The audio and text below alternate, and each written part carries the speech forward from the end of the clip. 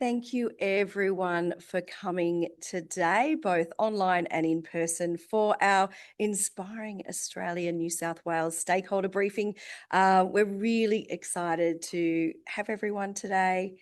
And yeah, Meredith and I have lots of great news to share. If she wants to. Yeah. Excellent. So we are here at the Australian Museum in Sydney. So thank you so much to everyone here for welcoming us today. And I think we are going to have someone to do an acknowledgement in a moment as well. And I'm just trying to...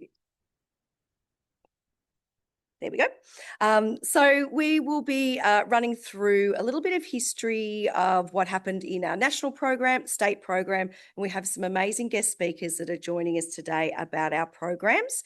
Then we'll give you an overview of some funding and timelines, and we've got a very exciting new initiative that we are going to launch today as well.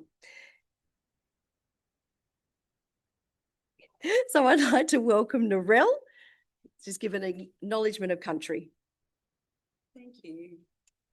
Hi everyone, how you going? I'm Narelle Lewis. I manage the public programs team here at the Australian Museum. So we're really thrilled to have you here on Gadigal country. So I'm paying my respects to elders past and present and extending that respect to any First Nations people here in the room. This is a really lovely spot for us to acknowledge country because we can look out over the harbour and we can see where those gaddy trees might once have been. That's something that is a really big story that our First Nations team like to share with visitors to the museum, that Gadigal country comes from gaddy, the grass tree, which was endemic to this area. And so I always think that's a really nice reminder for us all to kind of take with us as we travel through the museum and through our day.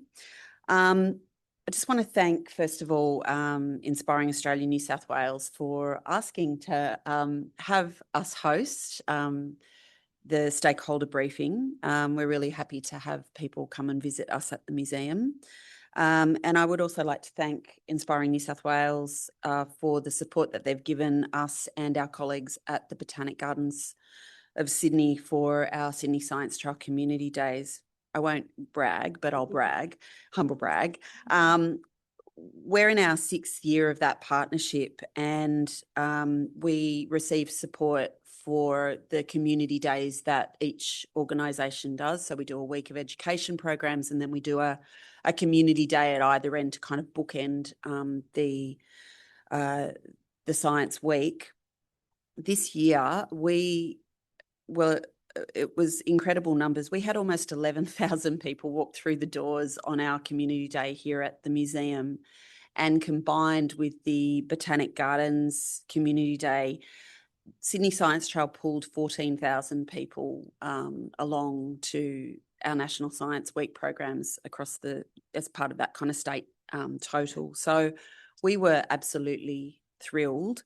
I think we've become a victim of our own success now. I don't know whether we can do it again next year, but I'm really looking forward to hearing about all of the other kind of amazing success stories across the state. And yeah, thanks again, Inspiring New South Wales, for having us all and supporting us all to deliver and share science in a way that everybody can understand and connect to. So enjoy your afternoon. Thank you. Thank you. No, thank you so much for that, Narelle. And we actually are thrilled to be here today. I'm coming down from the Central Coast from Darkinjung country. So those of you that are coming through from Zoom as well, if you'd like to put in the chat where you're coming from today across New South Wales, because we are about trying to connect with every area of New South Wales. And it's great for everyone that was able to come in person today, but we are really committed to making sure we connect with all of the corners of this amazing state. Excellent. So Meredith, would you like to join me close by as we go through our slides? So we're going to start off just... She's hiding from me. We're going to start with the national program. So this year, I guess, not only from our on-site events that we saw being so huge, but also what we saw on the national program being advertised. So this year across Australia, there was over 2,500 events registered on the National Science Week website, which is an increase of 27%. So it's up from about just over 2,000 in 2024, and it's the highest number on record. So the previous highest was in 2017. So it's a huge testament to not only the increase of involvement in STEM programs through National Science Week, but also people wanting to promote and share that with the wider community as well. 90% of the events were free, 64% were held outside major cities, and 15 were in what's considered outer regional and remote or very remote Australia. A mode issue. Yep. The screen. Let's get rid of this. Sorry. Let's see. Okay, so it's not coming across at all. No, slight technical problem with Zoom.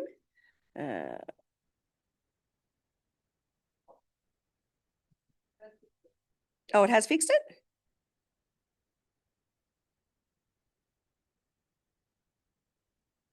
Don't touch it. Okay, but you need to not see that. Okay.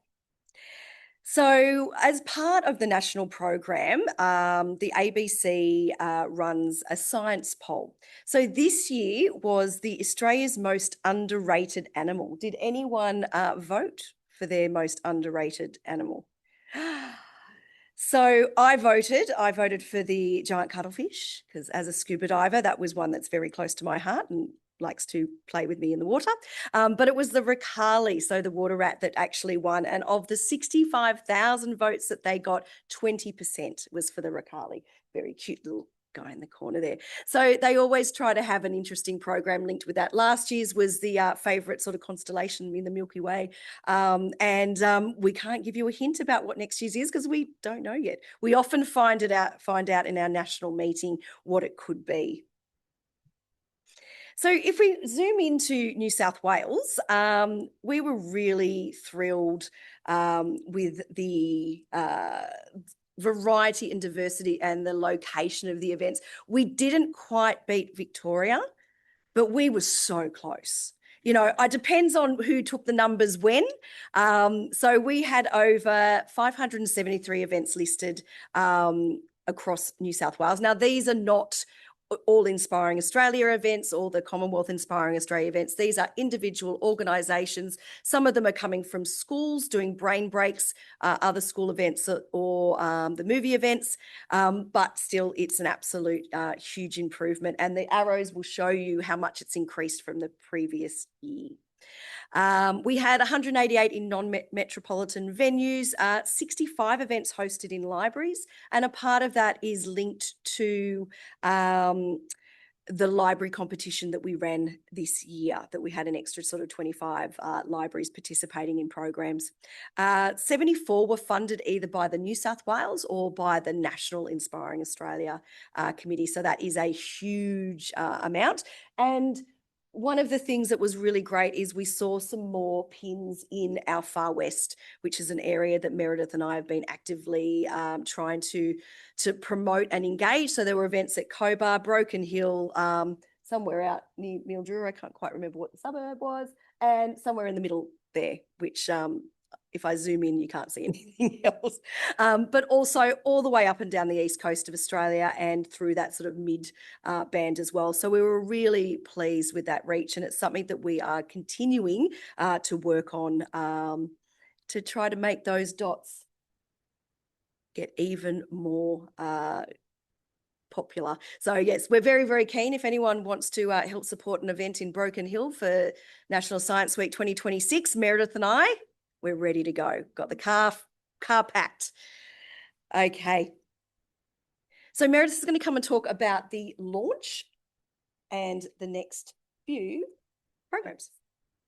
Just by the by, I was talking to someone about Broken Hill the other day, and they said apparently because this was in a land care context, and they said apparently the head of the high school in Broken Hill is like really anti anything to do with the environment and won't let the kids go out and do things. So that might be one of the reasons we've had a bit of trouble trying to get some STEM activity up in Broken Hill, which is very sad, but a challenge, I'd like to say. We're ready for a challenge. Thanks, Karen. So good to always see those figures and, to always be reminded that New South Wales is just part of a national program. And we are competitive. Victoria still beats us on library events and things like that. So, yeah, we really want to make sure we get the, yeah. They have a whole different way of funding. They give money to libraries and a community neighbourhood network association, and those groups give out the grants. So it's a different model, and we don't have that same community neighbourhood network in New South Wales. So just different. Okay, we try and start National Science Week in New South Wales with a launch. This one was on the first Monday of Science Week, and we finally got the Minister for Science to this after 3 years of trying. So it was a big achievement. Anuluk Chantivong, who is a member for Campbelltown. But it was a really fun, fantastic event, and a huge thank you to UOW Science Base for hosting that. They've obviously got such a great fun venue where they could get some of their student ambassadors doing some great experiments in the foyer, some fun photos of the chief scientist in an astronaut suit, and we also got a display of the planetarium, which was really super fun. So a really nice event where we also engaged the local stakeholders in the Illawarra area who are working in that STEM space. So we're now talking about doing the launch next year, of probably doing something regional, maybe down Shoalhaven Campus Way for University of Wollongong. So that would be great. So it's a really great way to start the week and engage our stakeholders. Western Sydney, as you know, the committee is really keen to support as many events in Western Sydney as possible. And we had some fantastic applications this year, so it was a really great opportunity to do more there. We have a guest coming from for the Elvis. Put up your hand. Is going to be talking about his fantastic activity for the Blacktown Community Science Day, which they ended up holding ahead of Science Week because they wanted to do something in the school holidays. So he'll take you through all of that. But I went out there and it was, there was queues of people waiting to get in the door. It was just an action-packed activity day. Everyone, like as you could see, was down on the floor doing things. It was very hands-on. All the universities were there demonstrating their great science engagement and outreach programs. So a really great community event. But I won't say any more. Then obviously one of our most favourite events is Science in the Scrub, and we've just got one photo here, and I'm going to talk some more about that under the Meet the Scientist program, and we've also got a video from Christian from Parklands, but it's just so fantastic to have something like that in Western Sydney, and every year, the people are just waiting for the stores to open, and our scientists are just swamped. There was some rain this year, which is the only thing that keeps people away, basically. Really, really popular event. And I did get out to the Mount Annan, or the Australian Gardens at Mount Annan, our community day, which was lovely. Caught up with Colleen, very nice and relaxed, and a very successful engagement of the scientists and the people working at Mount Annan. That was my understanding of how it was all going on the day. And yeah, had a little walk, fantastic guided walk around the site. So really great for me to see those public scientists, engaging with the public at those sorts of events. So Meet a Scientist. This is the program. This is one of the few programs which we do run during National Science Week ourselves.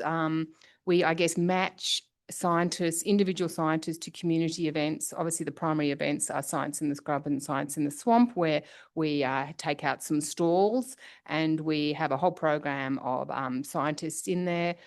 We work directly with the scientists. We don't go through their institutions. Obviously, to recruit them, the institutions are involved, but we really want to have that one-on-one relationship with the scientist, because it's about getting especially early career scientists to understand the opportunities for science engagement.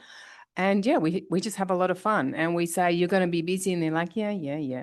And then afterwards they're like, oh yeah, I was really busy all day. I didn't get to eat lunch. We're like, well, we told you, it's a really fantastic opportunity, and the infrastructure and the people that those two events bring is just incredible. Bringing 9,000 plus people to an event, there's no way we could obviously organise that ourselves. So it's great to have that partnership with Parklands.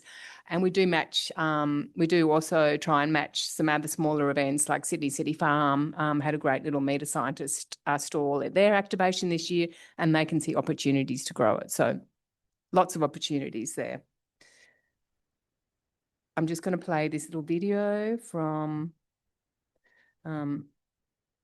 sorry, I do have to go externally, I think, from you, Christian.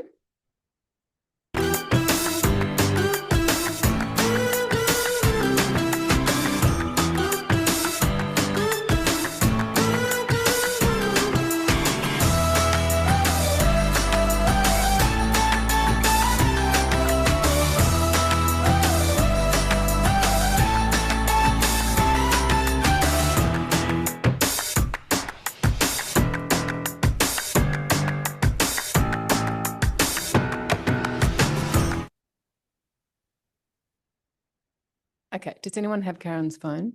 Is it down? I got something coming up.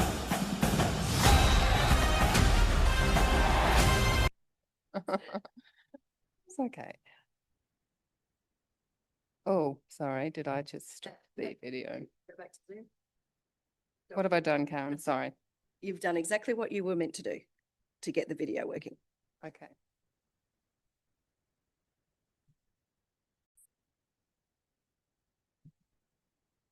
And can we just, while we're here, can we just have a quick check-in with everyone online?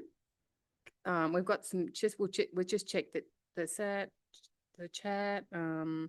Great. Fantastic. Thanks for letting us all know where you're coming from. That's fantastic. And audio's working okay. Joanne gave that the big thumbs up. Excellent. But just the slides have gone back to where they were. Yeah, sorry. So that's okay. Karen is better at this. Okay, there you go. Okay. The other event I wanted to talk about very quickly as another event program, I guess, that we support all year is the Gut Feelings Art and Science Community Project. We have had representatives or the artists at a previous stakeholder briefing, so I think everyone knows them, Mary, Pat and Rita. So definitely have a chat to them later.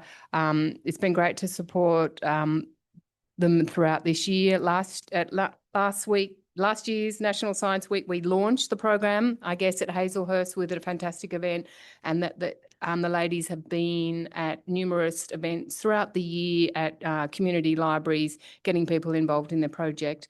And then they had the big... I'm going to play it. This is such a great video. I'm just going to play the...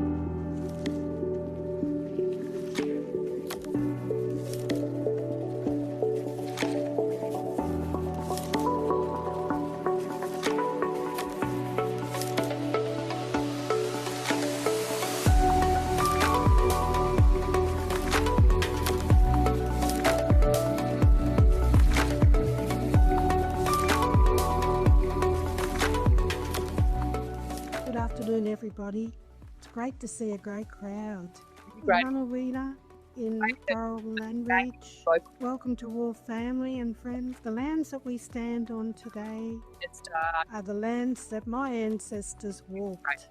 I am a proud Dharawal Dunghutti Yuin woman. My ancestors have left footprints on the earth that we walk on today. Sometimes I feel like I've got a big head, but I've got a big gut because I hold all my feelings in my gut. I'm very proud of my gut. So as we move and we shake and we rattle and we roll.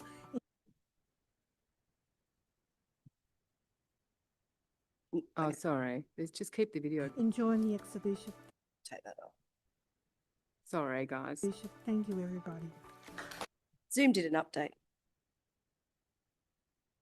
Yeah, it should be fine now.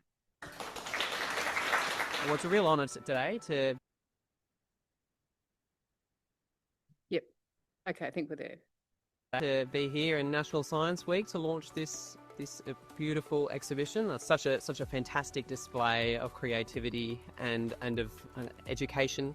Very, very proud to be here talking to you guys about something which has been my absolute passion. So essentially all of my life is understanding how microbes cause disease. This has been honestly one of the most inspiring projects that I've been involved in. I'm just immensely proud to have met these three wonderfully talented ladies. Thank you to everyone who is here today and everyone who has helped us along the way. I pitched the idea for Gut Feelings because I wanted to open conversations about the importance of the gut microbiome, the connection between the gut microbiome and our mental health. Rita and I both knew our art could work as a Oh. Okay. Looks amazing. platform to involve scientists and health experts in those conversations. Collaboration has been at front and centre between art and science, between the three of us, between us and our supporters, and most importantly, collaboration with the community. Without your collaboration and your yarn, this exhibition would have lacked the depth and vibrancy you injected.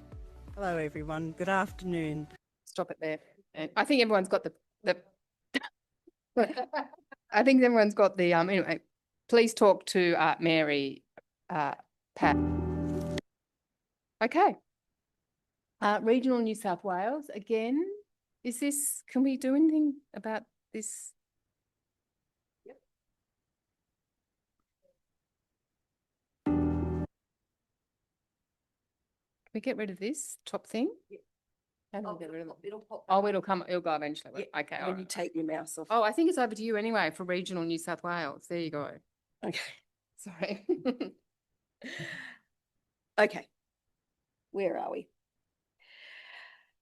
So as we've talked about, that we've got a real commitment to, there we go, a real commitment to continuing our amazing connection with regional New South Wales. And these were just some of the highlights. So it was the Earthworks 2025 corridor project, which was a whole amazing weekend of projects. Plus they had a really wonderful film night in Cowra as well, I think on the Friday. Phoebe is with us online. We also had a really big connection with libraries that were doing events as well. So the middle picture there is the Bega Science Fun Day. So it was really great to be able to connect with a community organisation and the libraries being hubs down the South Coast. And then the next photo there was at the University of Wollongong, the Nowra campus event. And I know Theresa will be talking a bit more about that soon. But this was just an amazing Lego mechanism that was moving the entire time. And I was absolutely fascinated by it. There was a young man just sort of sitting where the other man's elbow is. And essentially there was a ball being catapulted by a Lego thing. And it was all sorting them into colours as well. And he was just sitting there. That little white board was the only thing stopping the ball hitting him in the head. And of course, they designed it so well that every single time the catapult happened, the ball went exactly where it was supposed to. And he was just sitting there quietly doing something else as there was bang, bang, bang. I was just like, you know what you were doing. You know, you designed it well. So I was absolutely enthralled with that one. So this is just a fraction of the regional highlights that we had. So we were really happy with the connections that we had this year. And you'll hear soon from us about how we're intending to expand on that in 2026. So libraries as community hubs is a real key of what we have been looking at. So this year in 2025, working with Children's Discovery, and I know Adam's online from Children's Discovery, we talked about how we can do something to engage with libraries further. And we decided to do a competition about creating a National Science Week display at the library. So part of it was just creating that static display, but also different projects and activities that could be incorporated as well. So we had 25 libraries register for the first year, which we thought was great, and we had 16 libraries submit their displays. So we've got 3 of the sort of winners up there at the moment. So the first one was Hawkesbury Library Services, and we will have Kate speak to us soon about that process. Then we had the Armidale War Memorial Library, and the final photo there is the Greg Percival Library at Ingleburn. So it was absolutely fabulous to have this engagement with libraries, and we are certainly looking at extending upon that and hopefully increasing the capacity of that program in 2026 as well. So what I'm going to do now is stop sharing, and I'm going to welcome Kate to the screen to talk about your experience with that project and yeah, how you sort of went about it and what were your inspirations. Let's see if that's all coming up well. Hope you've got the right screen.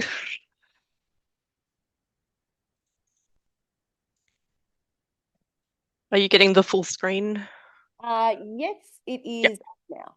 Okay. Okay, hello.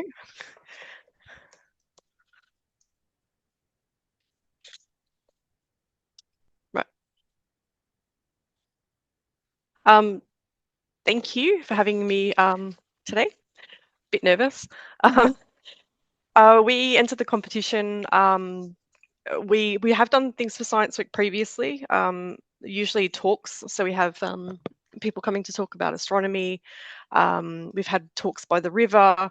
So this was a good opportunity for us to do something different in Science Week, something creative and fun. So I'll just show you this quick video. This sort of, I guess, sums up the attitude that we had to going forward with our display, which was learning through play. This was a video that we made, just a stop motion video that we made and ran on our internal advertising screens to advertise the display. There's no sound as well. So basically what we wanted to do was to give people an opportunity to play with some stuff. We had a whole heap of science kits from Discovery that we'd purchased previously. And we used them for school holiday events, for example. But we wanted to be able to use them a little bit more often. So we've used them in the display. We used them in the display, and because the display went so well, we're actually going to be organising a collection of science kits for people to borrow. So we have regional schools out here that are very, very small, like 13 children in the whole school. You can imagine they don't have a lot of money to spend on things. So we're creating or using the kits that we have to actually lend out to the community, including homeschoolers and distance education kids as well. This was part of our display. It was just a visual representation with toys, so playing with purpose. Most toys have a scientific, God, I've just lost my words.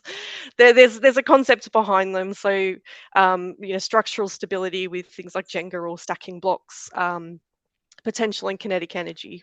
You've got the slinky. They're all fun things to play with, but they also demonstrate something.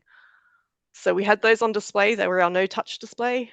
And then we had our hands-on display. So we had optical illusions here, so people could spin the wheels and just see what happened. We didn't have set questions. It was all open. So spin it, what happens? It's more about, I guess, discovering than, you know, than the correct answer, I guess. We had things like our drop zone. We reused a lot of materials. So this is our old 3D printer cabinet that we chipped on its side so that there weren't balls and feathers going everywhere. And we made a lot of stuff our traction, or sorry, our friction ramp was made out of old core flute and thumbtacks, and we glued sand and stuff to them. Other things we had, like the magnetic levitation demonstration, we had one in the kit. We just purchased a second one. Our magnets, the magnetic demonstration that we had was built from old blister packaging. So we just put things in there basically, and put a magnet on the top. And then we used, of course, our tornado tube that we were sent as part of the promotion of the display competition. And also built some things. So we've got our Morse code transmitter and receiver here, which inspired me basically to tinker. So I've been tinkering with some electronics since then. And we're adding electronic kits to our STEM kits, which will be available next year as well. So yeah, I think that's it. We did have 2 displays. We have a very small branch at Richmond, so we replicated them a little bit smaller. So the drop zone's obviously quite small, and we just took out what we thought were the most important things and had them on display as well for that small branch. So yeah, so that's it from me. Does anyone have any questions? Thank you, Kate. Yeah, does anyone have any questions for Kate? Because otherwise I do.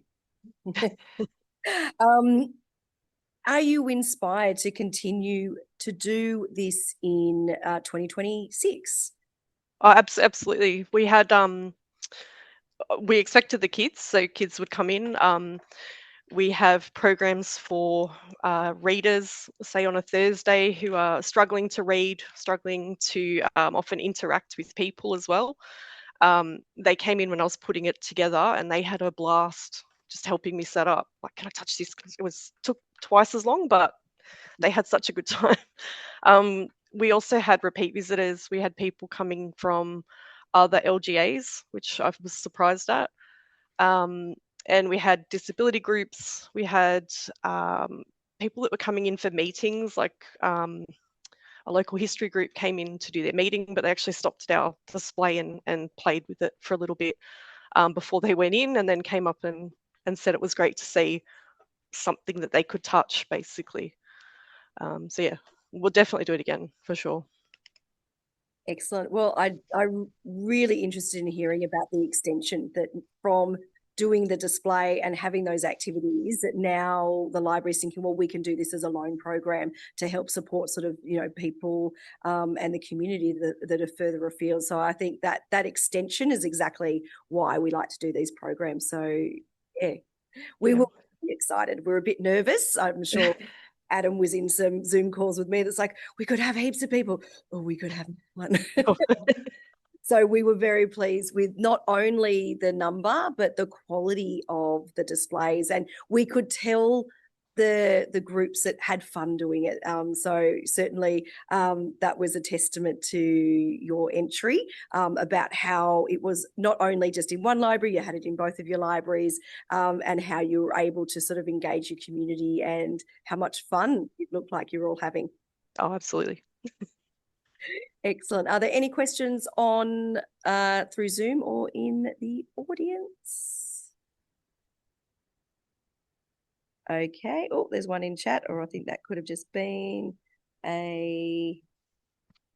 looks fabulous. Sounds like the community, families and schools really enjoyed the engagement opportunities. And that's from Shelley from Questacon. So thank you for that. Thank you very much, Kate. I really appreciate you joining us today to share information. And I'll leave you to be able to relax, but please feel free to stay for the rest of the meeting. But unless you've got questions, I won't call on you. Thank you. Thanks. Thank you so much. Okay, so now we're going to go back to our slideshow. And I've got to remember who's next. It should be, I should have memorized it. So, so Theresa, if you can come up, Theresa's from the University of Wollongong Science Week program, and we saw the picture from Nara, but she's going to share so much more of the amazing events that they ran. Thank you. Oh yeah, that's working at the moment. But also to the right. Yes, Yeah. but I'm just going to make sure because I think we've now lost our Zoom again. Yeah. So bear with me, everyone. Trying to share sound. It's doing some slightly weird. Zoom did an update. Oh, so annoying, isn't it? Okay, but we can't be on this one.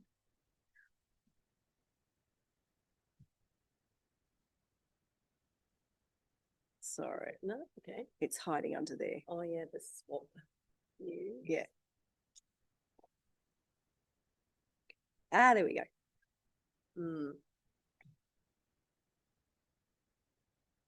Okay, so I'm going to hide that and put it down there. Yep. Please put something up in the chat if it's not working, and hopefully that will go away. There we go. Oh, good. Thank you. All right. So this is talking about the National Science Week that we had at the University of Wollongong. And we had events across multiple days. So you can see that the National Science Week went from the 8th to the 16th, and we had a couple before, a few during that week, and a couple after. So the first weekend I was at Science in the Scrub on the Sunday, which was great. And then the events that I organised and that were supported by our national grant are the ones that are in green there. So we had 11 events across 4 different sites. So that included events on the University of Wollongong main campus, the Innovation campus, and then 2 of our regional campuses, so Shoalhaven and Eurobodalla. So we had a career paths in physics seminar and panel discussion that was kind of aimed at students, a Marie Curie lecture, which is physics-based. We had a whole Science Week events at the Early Start Discovery Space on the UOW campus that's aimed at preschool children. We had a talk on the Antarctic. We had a week-long ABC Illawarra broadcast during the Drive program with Lindsay McDougall, which I'll talk about. We had an Indigenous Science evening, an Alan Sefton Memorial lecture, which is about environmental science. And then we had Science on the South Coast at the Eurobodalla and the Shoalhaven campuses. So just wanted to highlight the number of different events. Some of these have been happening independently, but we've now sort of been able to link them all in with this National Science Week focus. But there really is something for everyone across lots of different topics. In a way, I was thinking, is our website a little overwhelming? Are there too many events? But it means that people can pick and choose. Some are in the day, some are in the evening, some are on the weekends, some are on the weekdays. And then, communication in STEM careers. That was someone who's a really good, social media science communicator, came and did a seminar on how to communicate science online. And then lastly, the physics lecture.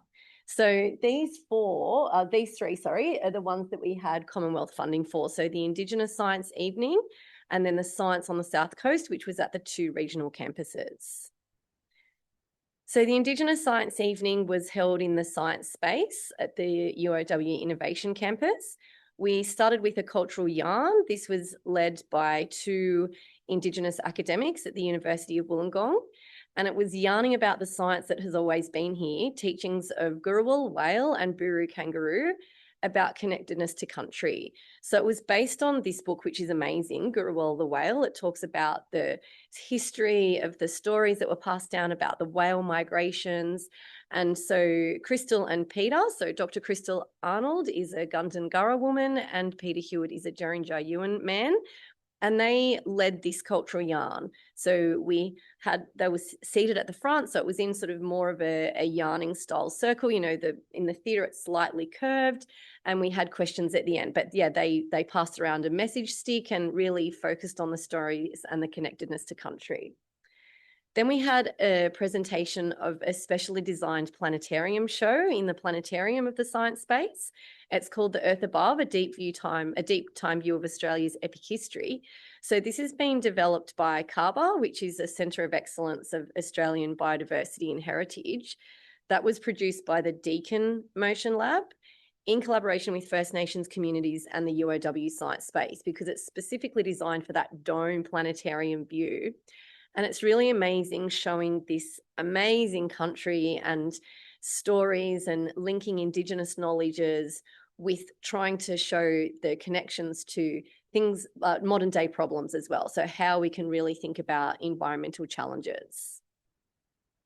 We had 85 attendees, so we maxed out. I also took it upon myself to invite the federal MP, Alison Burns, and she turned up, which was great. So it was great that she was there and was there for the cultural yarn and met lots of people and just saw the importance of what we're doing. So Science on the South Coast, we had 2 events. So, we've had some movement here, but that's all right. We weren't out in the ocean, in the Pacific Ocean there. So we were, it's all right. That would have still been a good Science on the South Coast. We could have seen the whales. So you can see here Nowra and Bateman's Bay. So just showing you on a map where these events were. UOW has 2 regional campuses down there. So the Nowra one, for example, I taught at that yesterday. So it's only an hour's drive from Wollongong. We have medical students and nursing students there. Bateman's Bay is around 3.5 hours drive. They have education, nursing, a few other things. So the importance of, taking this Science on the South Coast to these places is that they are so far from more metropolitan centres. So Nowra's 200 kilometres from Canberra, 160 from Sydney. It's a large rural town, but it has a worse index of disadvantage, half the university qualifications, double the Aboriginal and Torres Strait Islander population compared with New South Wales. So different groups here that have been traditionally less exposed to science content. Bateman's Bay is 150 k's from Canberra, it's 280 from Sydney. That whole area is made up of medium rural towns, and they have worse statistics in terms of disadvantage, and they have some schools with some of the lowest index of the community social educational advantage in all of New South Wales. So it was really nice to take this south. So in terms of the UOW Eurobodalla one, we did a trial of this last year where we just had school students come along, and then this year with funding we were able to extend that and we had the general public come along. So we had UOW Science Space do some fire and ice shows, Eurobodalla Shire Council and Library were there, UOW staff, myself were there, the nursing labs were open so people could come in and do, simulations of the nursing labs. And then we had an open room with lots of activities, displays and experiments, and had over 300 attendees. And that's great it's a very small, you can see the campus, it's quite small, there's nothing around it. So people had to come specifically to this. I thought the pictures will tell everything for this one. So in terms of the UOW Shoalhaven Science on the South Coast, we had more than 500 attendees. And does it have a pointer on it? Yeah. And so we had everything from, we had reptiles, we had robotics down here, we had rocket launching, anatomy displays, science shows. We had the medicine and the nursing rooms open where people could, have a go of the different simulations. The Shoalhaven astronomers were there and opened up their observatory. We had other health checks. We had the motorsports, and then we had other activities like jumping and rocket launching and things like that. It is such a fun day. So there's people that come and end up spending the entire day. So we ran it from 10 a.m. till 3 p.m. on that Saturday. And yeah, so really, really well attended and just lots of fun. So, we've done this 3 years now and we're hoping to still expand it more. One thing we're thinking is this is a little bit outside of Nowra, so it's just West Nowra. Again, you need your own transport to get there. So one other thing that we're thinking is, do we try and get some kind of a shuttle bus that can bring people in from wider communities or just even from the Nowra Centre? And then just to finish, so this is something that I started 3 years ago when we started our big program, and it really just supports the whole event. So Lindsay McDougall is the host of Drive on ABC Radio Illawarra, and I do regular interviews with him anyway, so I have a good rapport with him. And so across the week, we had 4 in-studio interviews on the Monday, Tuesday, Thursday, Friday. And this is a post that he's done on his own Instagram of So Stephanie Bopark, she's an Indigenous researcher. She talked about using dyes in weaving. So this is her in the studio, but she's also able to talk about what she's doing with some physical props. Then we had 10 live interviews at a live broadcast outside the uni bar. So there was students, there was professional staff, there was academic staff. I wanted to try and showcase different science careers, so professional staff as well, and students of different levels. Sometimes we had an academic and their PhD student, for example. Again, super fun. And then we had 3 pre-recorded immersive experiences. So I don't know if this will work to show you anyway, I might not worry, but this is an image here of Lindsay actually came in and did 3 pre-recorded interviews where, for example, in this one, and he's posted it again to Instagram as a video, he was learning how to pipette. So then it's coming across in, when it's played as the pre-record, him talking about these procedures, interviewing the staff that are working there, etc. And then we finish with a science quiz. So I thought I'd just overall say who is involved, because obviously this is a very big undertaking, but it's great that we've got a lot of buy-in now at UOW. So we have teams and staff, advancement and communications division, engagement coordinators, events and outreach, the science space, obviously Director Stuart's on the line, and the staff. The campus managers have been amazing. They love getting people on campus. The professional staff at those regional campuses, nursing and medicine staff, we get volunteer students and they get UOWX credit. So it's credit that goes on their transcript for an official volunteering. And then obviously the science people that are involved in the interviews. And we have our calendar earmarked for next year. That's it.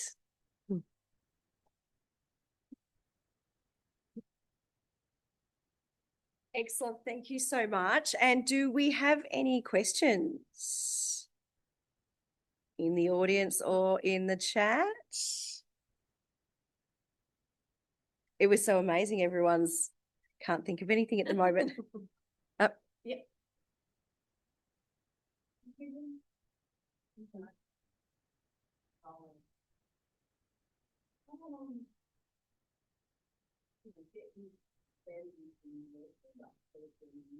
To be honest, we only started it with the Commonwealth funding.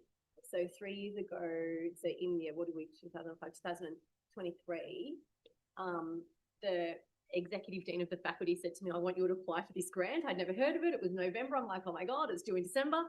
And so I put together, I think, way too much because I didn't know what to ask for or not ask for. I remember talking to you about that in the first year. And so that is what got everyone involved. So we got the grant, so we had to, we had to deliver it. And it was so good. Everyone was so positive with it. The next year we didn't have funding.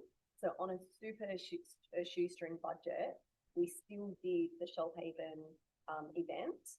And then we did a bit of a trial in the Bateman's Bay one. And then we got funding again last year, and we were able to sort of do as much as we could again with the Indigenous science evening back on. And I guess our next plan is, can we go down to the bigger campus? So it's more than thinking about how we get either, because I don't know how many times you can get the funding, or do we need to get, partner with someone I literally don't know that. I don't know if I should be asking the question, we need to be thinking about that so that it's something that can continue, because it's got such good uptake. And I think we do need to, though, get better at advertising it then, spreading the word to the schools and making sure that we're getting as many people as we can. Yeah.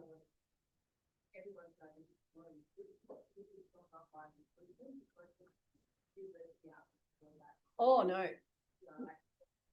No. Yeah, no, not at all. There's not at all. So the only reason we even have where it's outreach and future students is because they're the only ones that are allowed to communicate with schools, for example. Yeah, so I'm not allowed to directly communicate with the schools to to spread the word. So yeah, it's definitely in no way an outreach activity. Yeah. Excellent. Yes, Bruce. How many what, sorry? Campuses. Oh, I think there's 11. Yeah.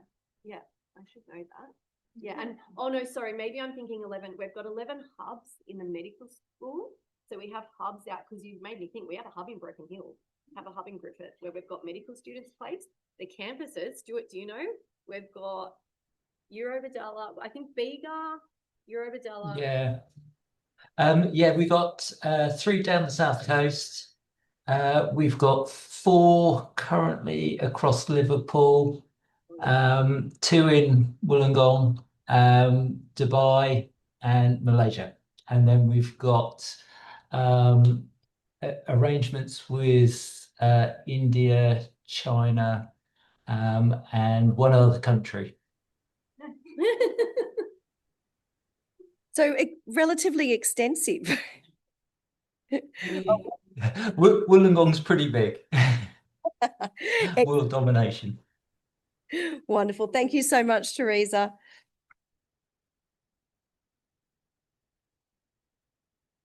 And I am just going to move to our next one. So Elvis, if you'd like to come up, please. So Elvis is from the Mount Druitt Ethnic Community Agency, and it was their first year for putting in an Inspiring Australia New South Wales grant for their community day. And yeah, has been a really wonderful process working with Elvis and Elvis. Oh, you're not Elvis as well. There was 2 Elvises last time, I'm sure, when we had a meeting. There was. I'm sure there was. I wasn't making that up. So I think here you go. The clicker should work. I will leave you to the screen and I will just minimize this for you. And your slides should be right there. Thank you very much. And I'm very, very grateful for having me today, Inspiring Australia. I'm also excited to see Professor Joanne on the screen. Online. She's been very amazing and grateful. We want to also thank Karen and Meredith for holding our hands throughout the whole process. Mount Druitt Family Science Day was so we had Mount Druitt Family Science Day. We had one last year, which was Mount Druitt Family Science Day. It was very successful, but not as successful as we wanted it to be. There were a few challenges to it. So having Inspiring Australia holding our hands in this year's one was a very good thing to have. So we then said, okay, why don't we extend it as Blacktown Family Science Day? So we had Blacktown Family Science Day, and it was fun. We are in Gadigal country. We, from where we are, is Druitt country, so we just want to appreciate and acknowledge the traditional owners of the land. Mount Druitt Ethnic Communities Agency, also known as MECA, is in the Blacktown LGA, but serves mostly in Mount Druitt. Most people think that Mount Druitt is in the city, but it's in suburban or Western Sydney, but has a lot of stigma, a lot of underprivileged, a lot of people that come from different backgrounds. And because we are a migration, we are a multicultural organization, we work with a lot of multicultural people just arriving from into Australia, people who are just new, they don't know what to do. And so we thought, okay, why don't we hold something, a STEM event that can bring them? Because most of the things that we've come to realize is that those that come into the country don't really know what to do. Sometimes they are clueless into the things to do. So we thought, okay, why don't we hold their hands and also have an event, a science event that would expose them, be a platform for them to see what they are and also to incite their curiosity. So we had a Family Science Day. On the day, we were able to have all events about science. And as I mentioned, the whole purpose is to make science accessible, inclusive, and joyful, inspire young people to explore STEAM careers. One other thing that we also realized was that it was good to add a bit of arts to it. So instead of STEM, you see us interchanging it from STEM to STEAM. So we try to engage, use more of hands-on learning to inspire their curiosity and play.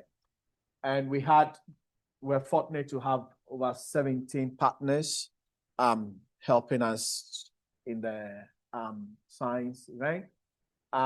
The idea is that we want to build a big ecosystem in Western Sydney where young people will be able to come in to be educated, build a community, and link ourselves to industry and be able to be innovative.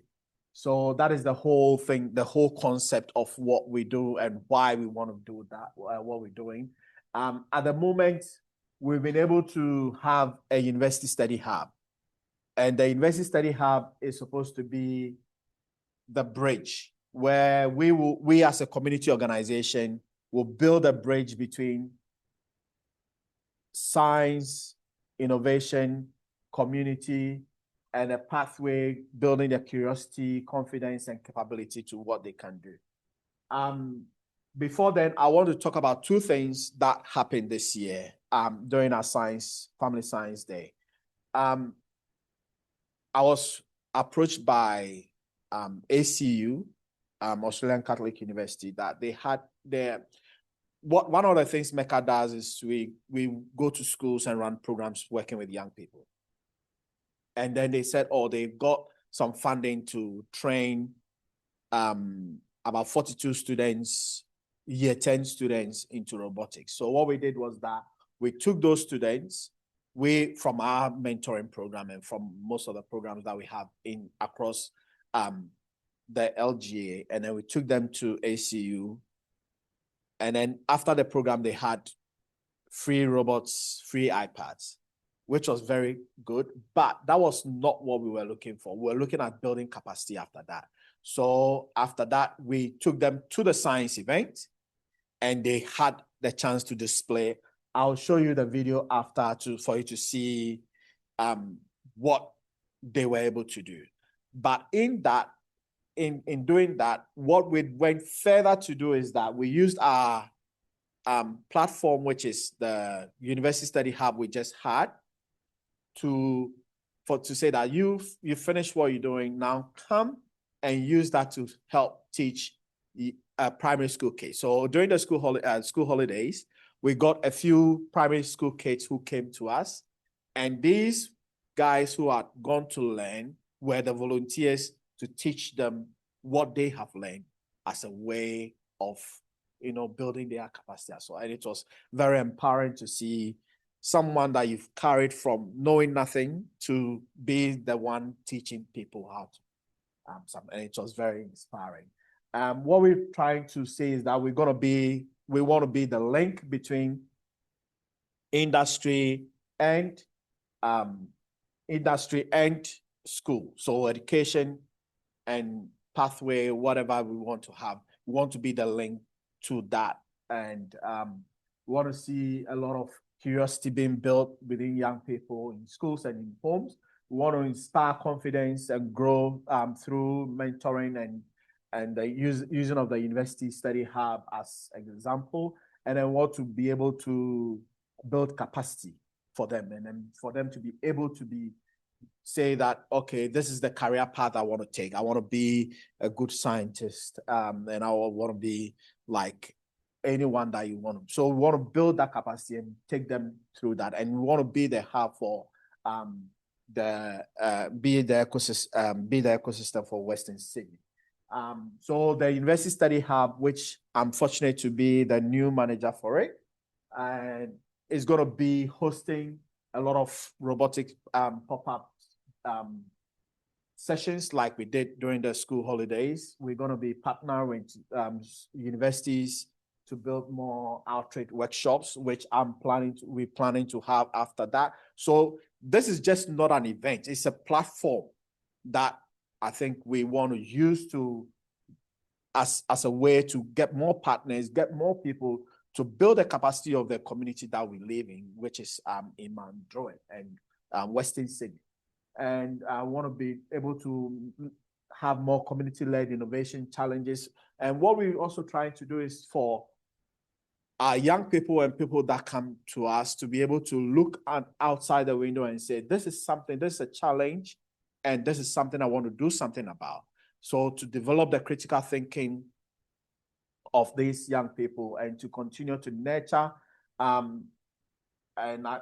The future is that we want to have a Blacktown STEAM Center, which we might be able to do. But now what we're trying to do is that use the University Study Hub as a platform to continue nurturing more people in the community and to be able to have innovation space. So I'll play the video, and then after that, if there are any questions, I'll be happy to. One thing before I play the video, the other thing that we also did was that because we go to schools and I run programs mentoring programs in schools, this year, the other thing we did was that the people that were the volunteers for the event were all high school students. Normally we try to reach out to people, but what we did was that we wanted the students to be the ones partnering the organizations, the universities, or the agencies that came there, so that whilst helping them, they will be able to understand, help, continue, grow themselves, and build their own confidence and capacity as well. So I'll play the video and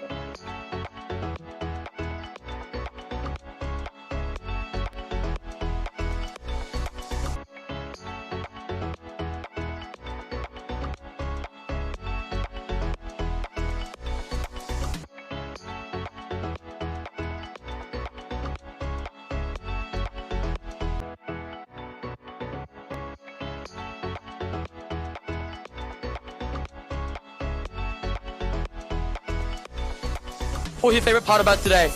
I like learning about the different universities and what they had to offer. Yeah, everyone was so energetic, and I really like the energy from everyone. I really like the variety of STEM. Like there's mathematics, technology, and engineering. Yeah. So bringing your friends and your family helps as well. All right, and just one more question for Mum. Yeah. Why do you think these events are important for the community and families? Well, I think it's a bonding experience for the family, but it also gets the kids out there exposed to activities that they probably normally wouldn't do at home. So even if they think they haven't learned anything, they probably have learned something, even if it's just about mixing colours on a page or watching the guy put the nitrogen, the balloon, and it freezing. So it's always good. Really important because it helps, especially young children, to realise that there's lots of different avenues in regards to science, helping our community out, helping out the environment, and it's not all just one pathway. So they get to see a little bit of everything. So in Blacktown, I see it's a very happening town. There are a lot of families settled down here, and with a very good mixture of different cultures. So that's why it is important for us to be here. Yeah. It shows the universities and institutions that you might be studying that they're actually willing to come out and seek you. You don't always have to go to them and everything. But also in terms of bringing the community together, parents come ask a lot of questions, the children show a lot of interest as well. So that's the really cool thing about it.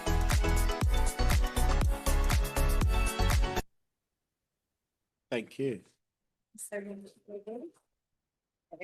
Thank you. And I saw that there was a question in the chat. That's contact details. We can share those as well if you are interested, but I think there was a question here, so just bear with me. Sorry, no, someone just had to leave a bit early. Are there any questions yet, Theresa? So just that, is that's a building or where is it, and is it something that's funded and any years and use it, or what Yes. space is it? Exactly. So so it's in Mount Druitt. We've got two study hubs, one in Emerton and one in Mount Druitt, and it's just a suburban university, the new suburban university university study hubs that the government is trying to provide as a space for people to come and study, but we want to use it as a platform to build the capacity of our young people. And so the universities, anyone at all can come in there, just run programs, do whatever you want to do, want to use the space to help the community as much as we can. Christian? Will you also be open to bring students out of the hub, especially when it comes to environmental science? Sure, we're happy to bring students to anywhere. We've got students who are yearning to learn something. So if you've got something, just reach out. We're happy to come out.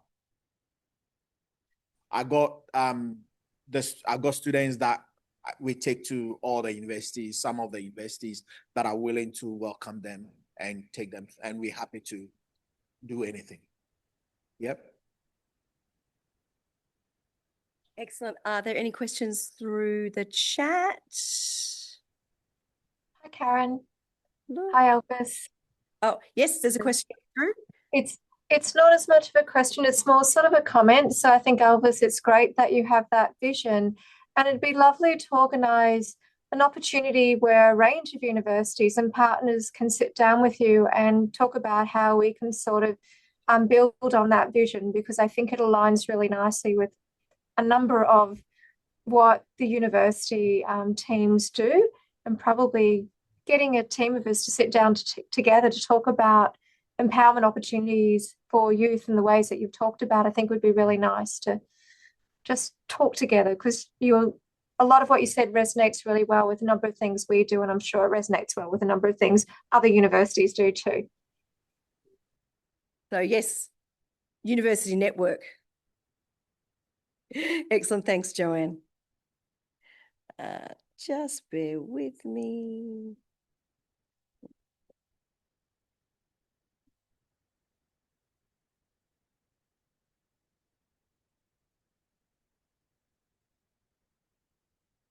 I'm just shrinking.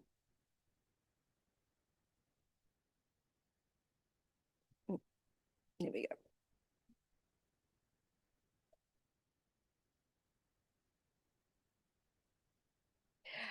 Okay, thank you.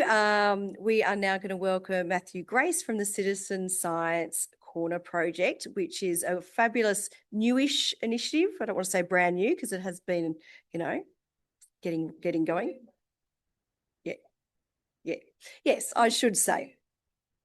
Yes, and this is not an Inspiring Australia initiative, but you did get funding through a Makers grant, which is through Inspiring Australia. So, but not through the National Science Week program. So I'm going to pass you over to Matthew and he can share more information about this great new project.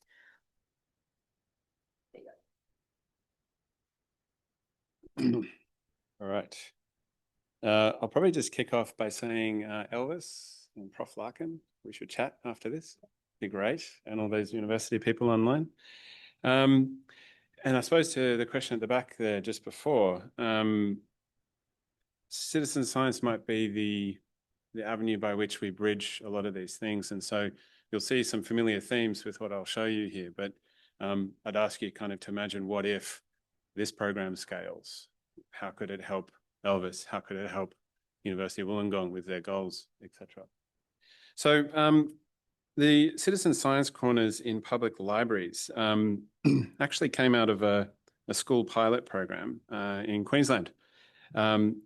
And what it actually is a collaboration between two organisations, the Australian Citizen Science Association, or ACSA, and ALIA, the Australian Library and Information Association. And the idea is to support public libraries in the development of these Citizen Science Corners to create an accessible platform for our youth, and this is important, to gain practical science skills and build their knowledge, while also building the necessary connections and networks between researchers themselves and the communities in which they live. And that's kind of key to citizen science, is real world data collection and contribution to actual science projects and initiatives. So it was funded by DISA, and it's a Maker grant called Maker Projects for Community STEM Engagement, if anybody wants to look that up. And so here's essentially a nice little graphic of what the concept kind of was. A little space in your corner of your library where you could go and learn something about your community. And so I'll give you just a quick overview of what it looked like. There was about $750 per library made available to create one of these corners. About 100 libraries responded to the expression of interest, was actually selected for the funding. There are about 143 expressions of interest nationally. That's important. And I think importantly to the point somebody made earlier, 75% of the libraries are from rural or remote areas or outside the major metropolitan areas. So that's vital, really, when you think about it. And then the program made information packs available to the library so that they could take action. So there was marketing material, there were kit building guides from the world of citizen science. There's plenty of material. And there are interactive field guides. And we were blown away, as you'll see in a minute, by just the sheer creativity of the library staff. I don't know why this black line is here. That's a new thing. Anyway, throughout the program, which kicked off in April, we've run a bunch of online workshop sessions with the library staff from across the country. 43 scientists were asked to participate, responded to the expression of interest to be partnered up with a library and come in and give a presentation about the work that they do, particularly how it connects into their local community. I'll show you an example of that. And in National Science Week, we actually were lucky to arrange for some scientists from NASA, the NASA Globe program, which is a worldwide program of citizen science in schools on 7 continents. And they were able to give a webinar on mosquito data gathering, which was widely attended. So that was awesome. And so this is what it looks like across the country. In New South Wales, we had 24 libraries participating, which was pretty good. Still behind those pesky Victorians. We'll get them next year. And then you can see the kind of the distribution there. This was the original Citizen Science Corner in a school. Now, it's key to kind of just understand the different components here. So you had, in the middle there, you can see dedicated laptops and information about whatever the topic of this one was. There was dedicated space for learning and reading and inquiry. And then importantly for citizen science, right? It's about data in your community, what's going on. In this school, there was a whiteboard where the children could put the data that they collected about their projects up on a whiteboard. And so that was the genesis of the idea.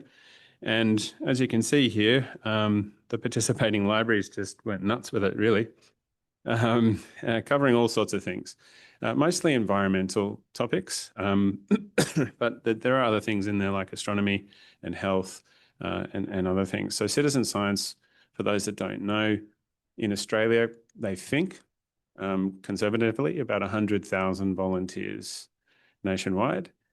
Globally, probably in the tens of millions, if you think about volunteerism and the kinds of work that we talk about here. But what you can see here is the kind of flavor of things you could do, interactive, tactile, ribbon cutting ceremonies, and all sorts. Really good fun, awesome creativity, and so on. Up the top right-hand corner there, you can see some of the kits that the libraries put together and available to be loaned out. Very interesting what can be done in that space over time. Add a few more here. Some of the feedback forms, all good, all green, lots of smiling faces. And 2 things I'll point out about these pictures. And this is a call out to the community online and also our friends at the Australian Museum, if they happen to be listening. We hired some taxidermied animal specimens, and we found that these things really set the kids alight. They were just wanted to look at them and get closer. So there is a whole community out there of these things. We hired these from a lady in the Central Coast, and other people are loaning them to us as well. And then on the bottom left there, this isn't all just about the kids. As I said, citizen science is community-based action, if you like. And here are a group of retirees attending a scientist talk about the iNaturalist app, which is probably the world's foremost data gathering app on a smartphone. That's been used to generate tons of data that have gone to, for example, the Atlas of Living Australia, which is one of the main data nodes of the Global Biodiversity Index. And so I think that picture there is kind of very important. It's about intergenerational community building, something that maybe we could use a bit more of. Anyway, I mentioned the kits, what goes into the kits, all sorts of goodies that the libraries can put together. Your imagination can run wild here simply because of the nature of technology. So these are basically introductory kits, but you could put drones in there. You could put eDNA kits in there. You could put soil monitoring kits in there, water quality, air quality, you name it. It's up to us. This is a good example of one of the corner launches in Bermagui, where they invited a couple of scientists in to talk about what they do and how they collect the data, and then the citizen science project you could be a part of. So it's learning all about it. It's learning how to do the data acquisition. It's learning how to analyze the data as a kid. And then you can go out and do something about it once you have those skills. So that's kind of the differentiator here. So what's working well for us at the moment? It's a really simple design, really effective, quite cheap. If we make it more expensive, we could do more things, obviously. But that's kind of the key to this. The staff training sessions and the workshops been really great feedback from everybody. In fact, we're just kind of dealing with increased demand. I mentioned 100 participating libraries. We're now actively engaged with 150 from other states, so it's growing. The AXA and the ALIA support has been really good in terms of choosing content, choosing topics, being paired with researchers and scientists. And interestingly, a lot of the libraries are going to make this permanent. So, you know, you could do a citizen science corner, for example, about biodiversity, but then you can just swap it out and do one about astronomy, and then you can swap that out and do one about air quality and so on. And so hopefully the communities will kind of zero in on the problems of their community and start taking action in and around those. And the other cool bit, if you just think about it, a network of awesome, creative, dedicated librarians across the state and the country, they're going to start pooling their experience. They're going to start pooling their resources. And so some interesting things might be happening there. The challenges are getting the scientists there can be challenging. They're often busy, they're often in different places. And so we're thinking about ways and means to address that, maybe small stipends and things like that. Increasing demand, it's growing. I think the lesson here is we've kind of uncovered some kind of demand here. People want this, they want more of it. They want it to be bigger. And so I think, you know, that's something to kind of learn from. And so when that happens, being consistent will come into play. Some of the libraries learned really interesting things. So for instance, one library offered a mosquito monitoring citizen science corner and a mosquito monitoring kit, because that was a hot topic in their community, a lot of mosquito-borne disease and things like that. Nobody loaned out the kits because there wasn't any error guard in it. And so they learned from that one. So I'll fix that up for next time. And so what we're kind of doing to respond to some of these teething problems is we hold monthly drop-in sessions for the librarians where, to be honest, we learn just as much as they do. And then, you know, we can figure out support.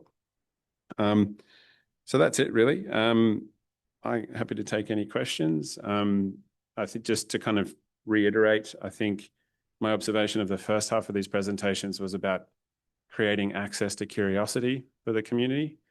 You can look at this about taking action based on that curiosity.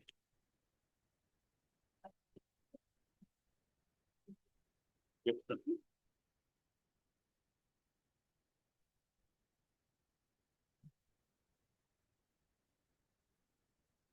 Okay, that's just another thanks for sharing. Everything's awesome, which we love. Are there any questions here? Yes, we've got Bruce.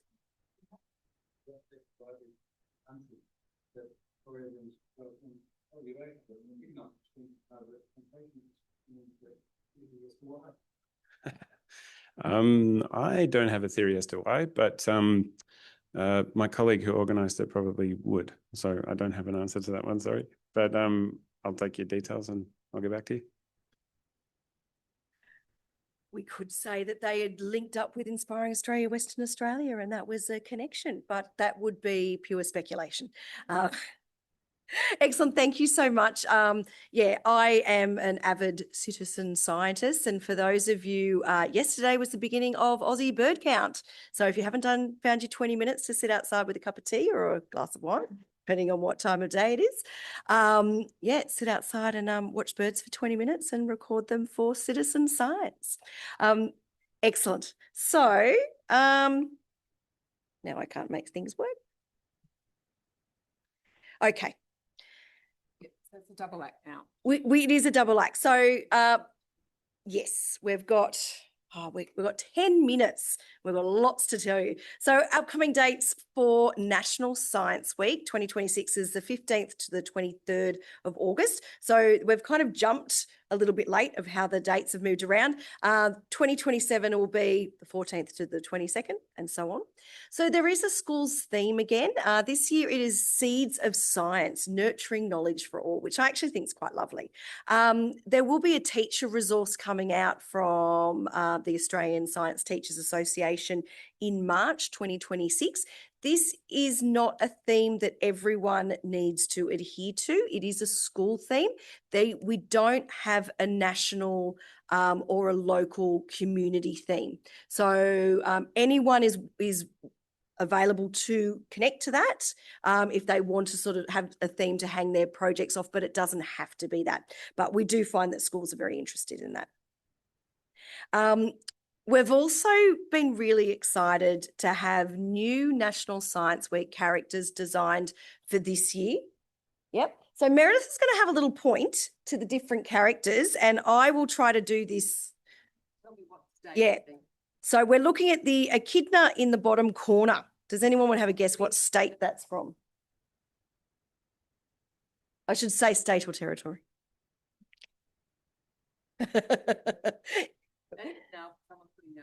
Yes, so tracking echidnas. Yeah, it is the ACT, but of course it is a project that extends beyond ACT. So a lot of these could be anywhere, but some of them are very, very specific. So the next one here is a person with a bizarre array. Yep, so that's the Western Australia one. We've got a gentleman, and that is not a snake. It's an eel trap. It is Victoria because they had a wonderful Indigenous person that was willing to be used as the inspiration. The next one, if anyone from the Australian Museum should get that pretty quickly.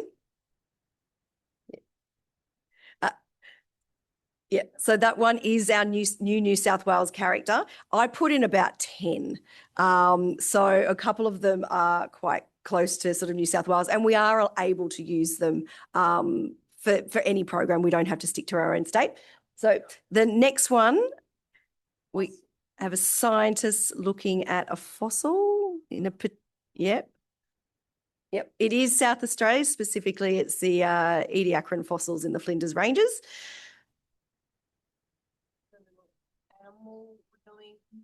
Being fed a pill. It's being given medicine. Yeah. So it's a Tasmanian devil there. Yeah. Second last one here is a turtle. NT. So it is the NT. I think it's the pig-nosed turtle. Because our last one there is Queensland with the fabulous palm cockatoo playing a drum. Excellent. So we're really excited that we have these new characters to be freshen up a little bit. And we have been asking that our new merchandise for 2026 will include some of these new characters as well. So watch this space. And I think they're on the National Science Week website, but let us know if you need access to them. Okay. The most important thing. Okay, we're now talking about money. We just thought we'd finish up the briefing talking about funding and grants and what's going to happen in 2026. No major changes, but I do just, I guess, want to take this opportunity to acknowledge our funders, who are the New South Wales Government through the Office of Chief Scientist and Engineer and the Commonwealth through the Inspiring Australia program. We have New South Wales, we are really fortunate to have the continuity of support that we've got from our this office, and we know from our colleagues it's not the same in every state and territory. So we're really grateful for that. And obviously we're extremely grateful for the Commonwealth who fund National Science Week, and that money comes in and out as grants to you all. Unfortunately, that funding has not increased over the years, as people who've been doing this for a while know. And doesn't look like it's going to change in the short term. This is for the grants. Unfortunately, that's just the case. So we're still looking at the same small pool of money, and the demand is quite large. So we will do the committee will do what we can to make sure that is spread as widely and diversely as possible. But yeah. And the most important thing we can do is get really good reporting and data from you all, so we can feed that up to these people, and then they can feed it up to their people. The Commonwealth, National Science Week has had incredible bipartisan support for many years, for 30 years. But, unless we keep telling the story about National Science Week, and unfortunately that's often in grey, boring reports with stats, they won't know what we're doing. So, I guess that's just another plea from us to get your reports in on time and use that data creatively, to tell the story about what you're doing. That's it from me. But we want to talk about Science Week grants. I think Karen's going to do this. We've got one minor change coming here. Okay, so the key thing, which is really exciting, is we are going to be opening our grants far earlier than we have in previous years. The Commonwealth surprised us a little bit and had their grants open on the Monday after National Science Week. And it was great, but a bit of a surprise. So those grants have closed, which means we are hoping that we will find out about the Commonwealth successful recipients. And that means that the New South Wales people don't have to sort of double up. So they don't have to sort of put in a new grant waiting to see if they got the other grant. So our community activity and events grants for up to $5,000 will open on the 2nd of December. So those of you that are keen to get in before the Christmas break, please feel free, but they are going to close on the 3rd of February. So that gives you time in the new year as well. And we will make announcements at the beginning of March.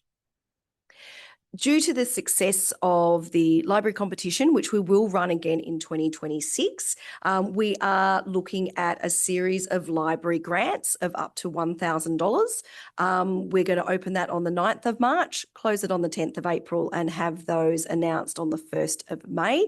So these are specific for libraries to do something, a little bit bigger, get people in, engage with their community.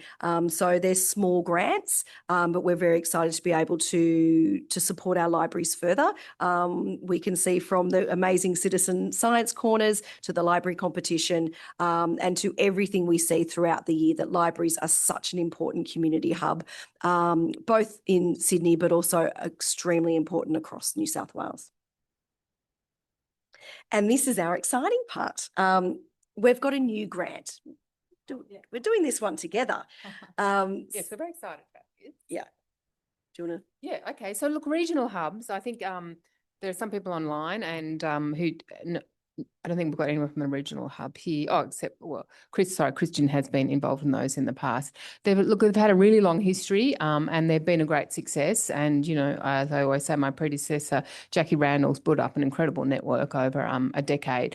Are they still fit for purpose?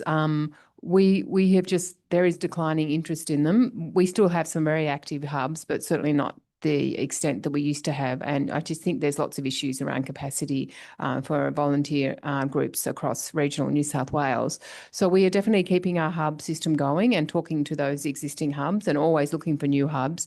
But we really want to encourage, year-round STEM activation activity in regional New South Wales. So we're just moving to a sort of a one-off event grant model as well.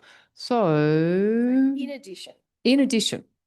And this is Karen and I have worked very hard to keep it the whole process short and sharp and not a long, 20-page application form.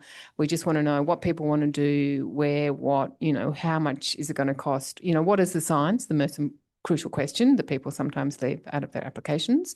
Who are the scientists involved and what is the science?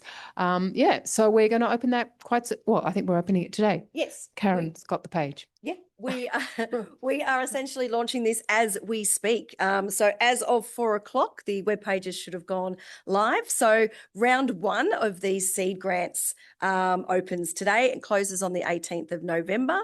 And announcements will be the 9th of December. There'll be 2 rounds per year. So one round will be for activities held between the 1st of January and the 30th of June, 2026. And then the next round will open in early 2026, which will be from the 1st of July to the 31st of December. So these are specifically for regional areas, for community and not-for-profit. So really wanted to support, again, libraries, community hubs, grassroots organisations that want to do more promoting science throughout the year. So we're really, really keen to get those started. There could be some glitches in the system because I wasn't able to test all of the forms until they were live. And of course, they went live while I was standing here. So please let me know if there are any issues with the pages and links. The QR code in theory should work, but we will. No, it doesn't work. Thank you, Kristen. Ignore the QR code. We will be sharing the link, but essentially the blog should have gone live, which will be the first blog post on the Inspiring Australia New South Wales website. But we will share that with the copy of the recording as that goes out next week as well. So we're very excited to be able to have this new initiative to help support those regional communities across New South Wales across the year. So outside National Science Week, we want to make sure that things are continuing. And this is in addition to those amazing hubs. And finally, a big thank you to all our presenters today and everyone who has contributed to STEM engagement in New South Wales and National Science Week. Oh, there we go. So thank you everyone for joining us. And are there any questions, especially because we've just dropped a new grant?